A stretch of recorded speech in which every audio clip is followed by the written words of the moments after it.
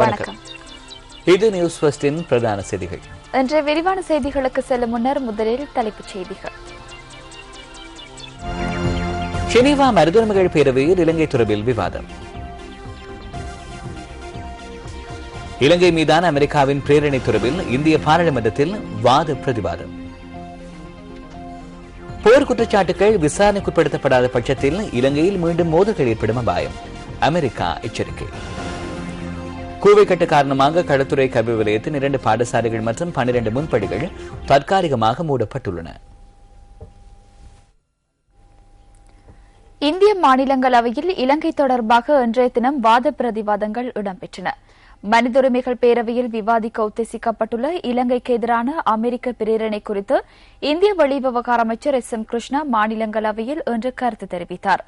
மாநிலங்களவையில் நேற்று தமிழக உறுப்பினர்கள் இந்திய அரசாங்கத்தின் நிலைப்பாடு குறித்து தெளிவுபடுத்துமாறு வினவியமைக்கு பதிலளிக்கும் வகையில் அவர் உரை நிகழ்த்தினார்.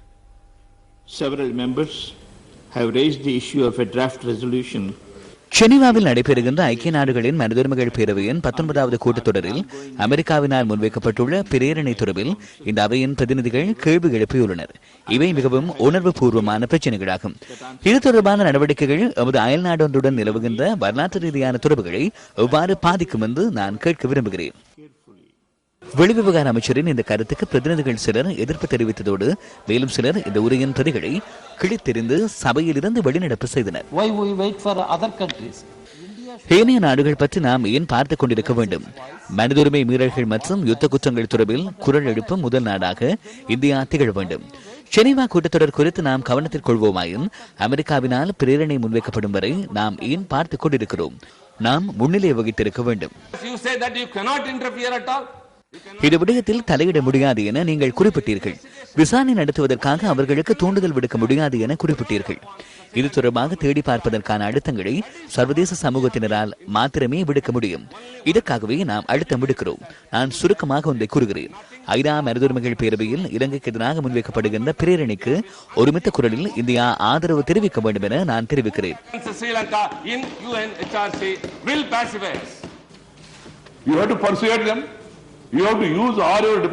அவர்களுக்கு தூண்டல்கள் விடுக்கப்பட வேண்டும். உங்களின் ராஜதந்திர திறன்கள் மற்றும் தொடர்புகளை பயன்படுத்தி அவர்களுக்கு இது குறித்து தூண்டுதல் விடுக்கப்பட வேண்டும்.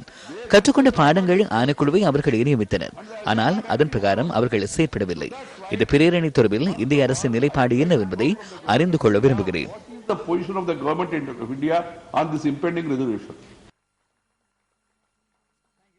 That before final view is taken, the confidence of the honorable MPs from Tamil Nadu has to be. இறுதி தீர்மானத்துக்கு வருவதற்கு முன்னர் இந்த சபையில் உள்ள பிரதிநிதிகளின் நம்பிக்கை உறுதி செய்யப்பட வேண்டும். எந்த ஒரு தீர்மானத்தை எடுப்பதற்கு முன்னரும் தமிழகத்தை பிரதிநிதித்துவப்படுத்தும் உறுப்பினர்களின் கருத்துக்களை கவனத்தில் கொள்ள வேண்டும். இங்கு கருத்து முரண்பாடுகள் இல்லை. யுத்த குற்றங்களில் ஈடுபட்டவர்களுக்கு தண்டனை வழங்கப்பட வேண்டும். இந்த நோக்கத்தை நிறைவேற்றுவதற்காக இந்திய அரசாங்கம் தன்னாரான நடவடிக்கையை மேற்கொள்ள வேண்டும். நாம் வேறு எதனையும் கேட்கவில்லை. மனித உரிமை மீறல்கள் தொடர்பான விசாரணைக்கு இந்திய அரசாங்கம் ஆதரவளிக்குமா இல்லையா என்பதனையே கேட்கின்றோம். மனித உரிமை மீறல்கள் இடம்பெறவில்லை என உலகில் எவருமே கூற மாட்டார்கள். மத்தியஸ்தர்கள் போன்று நாம் மௌனமாக இருக்க முடியாது. தமிழர்களின் மனநிலை என அனைவரும் கூறுகின்றனர். இது தமிழரின் உணர்வு மாத்திரமல்ல, இது மனித உரிமை. இந்த கேள்விக்கு நீங்கள் பதிலளிக்க வேண்டும். இது தமிழகத்தின் பிரச்சனையும் அல்ல, இந்தியாவின் பிரச்சனையும் அல்ல, மனித உரிமைகள் பிரச்சனை என்பதை புரிந்து கொள்ளுங்கள். இந்திய அரசாங்கமும் இதனை புரிந்து கொள்ள வேண்டும். எமக்கு சரியான பதிலை தாருங்கள். அமைச்சரின் கூட்டை ஏற்றுக்கொள்ள முடியாது. And the Indian government has to understand this and give us a proper answer. We cannot accept a statement like this. Thank you. They indeed converge. The Tamil sentiments are woven. தமிழர்களின் மனநிலை என்பது இந்தியாவின் மனநிலையாகும். இந்திய வெளிவிவகார அமைச்சர் என்ற ரீதியில் இலங்கைக்கு சென்று பிரச்சினை தொடர்பில் பேச்சுவார்த்தை நடத்தப்படுகிறது. வெளிவிவகார அமைச்சர் என்பவர் முழு நாட்டையும் பிரதிநிதித்துவப்படுத்துகிறார். வெளிநாட்டு தொடர்பில் செயற்படும் போது எமது சம்பிரதாய வெளிநாட்டுக் கொள்கையானது மேற்குலக நாடுகளின் வெளிநாட்டுக் கொள்கை அல்ல. இது இலங்கை தொடர்பில் இந்தியாவின் அடிப்படை வெளிநாட்டுக் கொள்கையாகும். மனித உரிமைகள் பேரவையில் கொண்டுவரப்பட உள்ள இந்த பிரேரணையின் இறுதி வடிவம் மற்றும் அதன் உள்ளடக்கம் ஆகியன நமக்கு தெரியாது.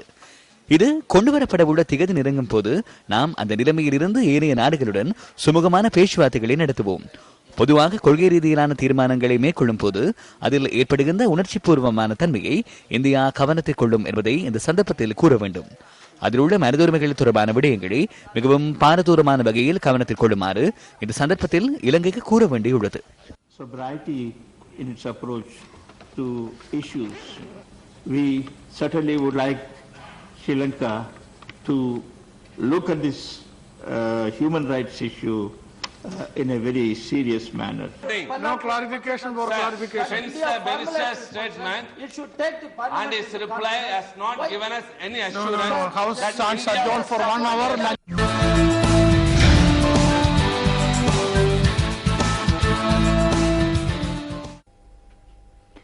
ஐக்கிய நாடுகளின் மனிதுரிமைகள் பேரவையில் நேற்று நடைபெற்ற பொது விவாதத்தில் இலங்கையின் மனிதுரிமைகள் தொடர்பாக கருத்துக்கள் வெளியிடப்பட்டன. The International Commission of Jurists welcomes the initiative of the United States. இலங்கையில் நல்லிணக்கம் மற்றும் பொறுப்புக்கூறலை நடைமுறைப்படுத்துவதற்காக அமெரிக்கா முன்வைத்துள்ள பிரேரணையின் வரவுகளை சர்வதேச ஜூரிகள் சபை வரவேற்கிறது.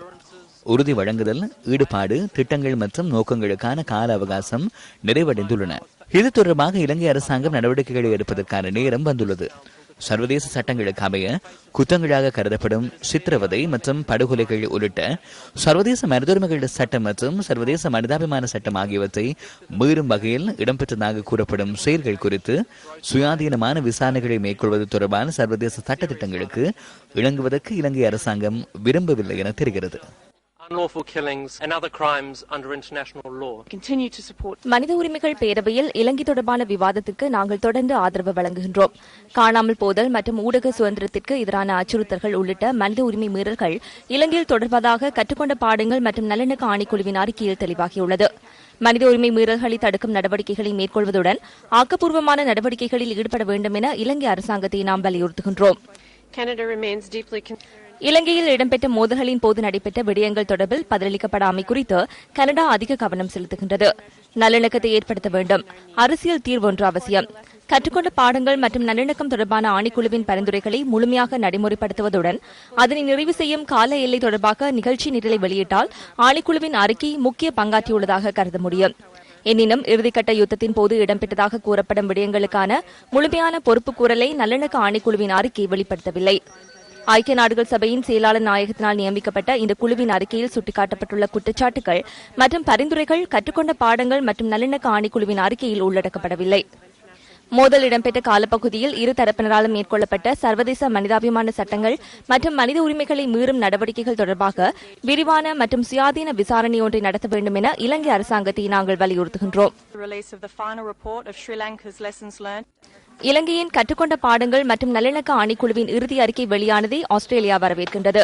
குறித்த அறிக்கை நல்லிணக்கம் மற்றும் மீள் நிர்மாணம் தொடர்பிலான ஆக்கப்பூர்வமான விடயங்களை உள்ளடக்கியுள்ளது.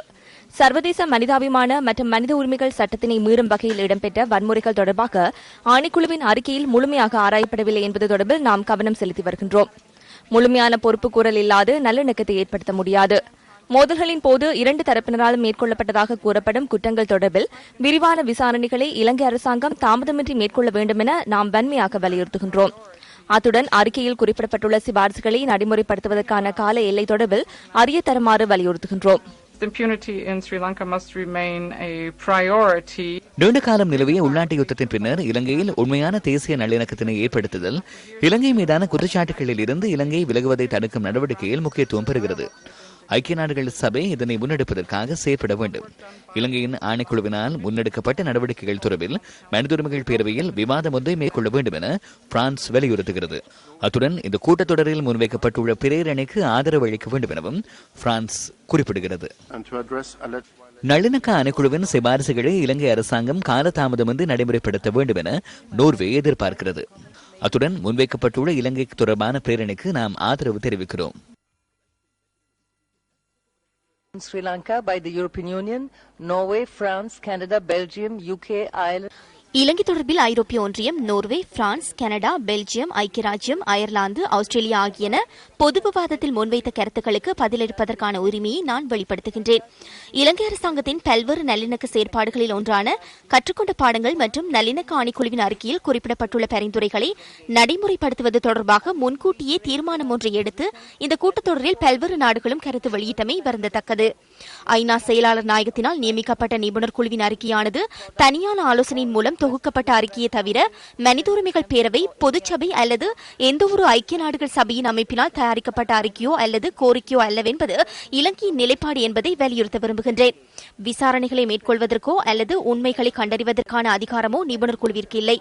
அந்த அறிக்கையில் குறிப்பிடப்பட்டுள்ள விடயங்கள் இதுவரை உறுதிப்படுத்தப்படாமல் உள்ளன. தலைவர் அவர்களே, உள்நாட்டு தேவைகளை கருத்தில் கொண்டு இறையாண்மை மிக்க அரசாங்கம் செயற்படுத்தும் உள்நாட்டு பொறிமுறையின் விளைவுகளை முன்கூட்டியே தீர்மானிக்கும் வகையில் அமெரிக்காவினால் இந்த பேரவையில் முன்வைக்கப்பட்டுள்ள பிரேரணை போன்ற நடவடிக்கைகள் உரிய முறையில் செயற்பட்டு வரும் சர்வதேச சட்டங்களை குறைத்து மதிப்பிட வைப்பதுடன் உள்ளக விடயங்களில் தேவையற்ற அழுத்தத்தினை பிரயோகிப்பதாக அமையும். To address the human rights situations in all countries in a cooperative, non-selective and impartial manner and in conformity with the principles upon which this council was founded. போர்க்குற்றங்களுடன் தொடர்புடைய குற்றச்சாட்டுகள் குறித்து விசாரணைக்குட்படுத்தப்படாத பட்சத்தில் இலங்கையில் மீண்டும் மோதல்கள் ஏற்படும் அபாயம் நிலவுவதாக அமெரிக்கா எச்சரிக்கை விடுத்துள்ளது. தெற்கு மற்றும் மத்திய ஆசிய விவகாரங்களுக்கான அமெரிக்காவின் பிரதி ராஜாங்க செயலாளர் ராபர்ட் பிளேக் அசோசியேட்டட் பிரஸ் செய்தி சேவைக்கு வாஷிங்டனில் கருத்து தெரிவித்த போதே இந்த எச்சரிக்கையை விடுத்துள்ளார். வடபகுதியில் வாழ்கின்ற பெரும்பாலான தமிழ் மக்கள் மத்தியில் தாம் தொடர்ந்தும் ராணுவத்தினரின் கட்டுப்பாட்டில் இருக்கும் உணர்வு காணப்படுவதாக ராபர்ட் பிளேக் சுட்டிக்காட்டியுள்ளார். அந்த பிரதேசங்களில் தேர்தல்களை நடத்தி அதிகாரத்தை பகிர்ந்தளித்து தமிழ் மக்களையும் அந்த நடவடிக்கைகளில் பங்கேற்க செய்யுமாறு தெற்கு மற்றும் மத்திய ஆசிய விவகாரங்களுக்கான அமெரிக்க பிரதி ராஜாங்க செயலாளர் கோரிக்கை விடுத்துள்ளார். உலகில் உள்நாட்டு யுத்தம் இடம்பெற்ற பெரும்பாலான நாடுகளின் அனுபவங்களை ஆராய்கின்ற போது நல்லிணக்கம் மற்றும் பொறுப்புக்கூறல் தொடர்பில் போதிய நடவடிக்கைகள் எடுக்கப்படாத காரணத்தினால் மீண்டும் மோதல்கள் ஏற்படும் தன்மை உருவானதை காணக்கூடியதாக உள்ளது என அவர் கூறியுள்ளார். இலங்கையிலும் இதனையொத்த நிலைமையே காணப்படுவதனை அமெரிக்கா அவதானிப்பதாக ராபர்ட் பிளேக் கருத்து தெரிவித்துள்ளார். இதேவேளை அமெரிக்க ராஜாங்க திணைக்களத்தில் நேற்று நடைபெற்ற நாளாந்த ஊடகவியலாளர் சந்திப்பில் இலங்கை தொடர்பில் கருத்துக்கள் முன்வைக்கப்பட்டிருந்தன. இலங்கையில் சர்வதேச மனித உரிமைகள் சட்டம் மற்றும் மனித உரிமை மீறல்கள் தொடர்பில் எழுந்துள்ள குற்றச்சாட்டுகள் குறித்து நாம் கவனம் செலுத்தியுள்ளதாக பல்வேறு சந்தர்ப்பங்களில் சுட்டிக்காட்டியுள்ளோம். சர்வதேச மனித உரிமைகள் மற்றும் மனிதாபிமான சட்டங்கள் மீறப்பட்டுள்ளமை தொடர்பில் பொறுப்பு கூற வேண்டிய எந்தவொரு நபருக்கும் எதிராக மேற்கொள்ளப்படும் நடவடிக்கைகளுக்கு நாம் முழுமையான ஆதரவு வழங்குவோம். அத்தகைய நடவடிக்கைகளின் தாமதம் குறித்து சர்வதேச சமூகத்தின் கவனத்திற்கு கொண்டு வருவதற்காகவே நாம் ஜெனீவா ஐக்கிய நாடுகளின் மனித உரிமைகள் பேரவையில் பிரேரணை சமர்ப்பித்துள்ளோம். அதேபோன்று கற்றுக்கொண்ட பாடங்கள் மற்றும் நல்லிணக்க ஆணைக்குழுவின் பரிந்துரைகளை உடனடியாக நடைமுறைப்படுத்தும் பொருட்டு இலங்கை அரசாங்கத்திற்கு நாம் ஊக்கமளித்து வருகின்றோம்.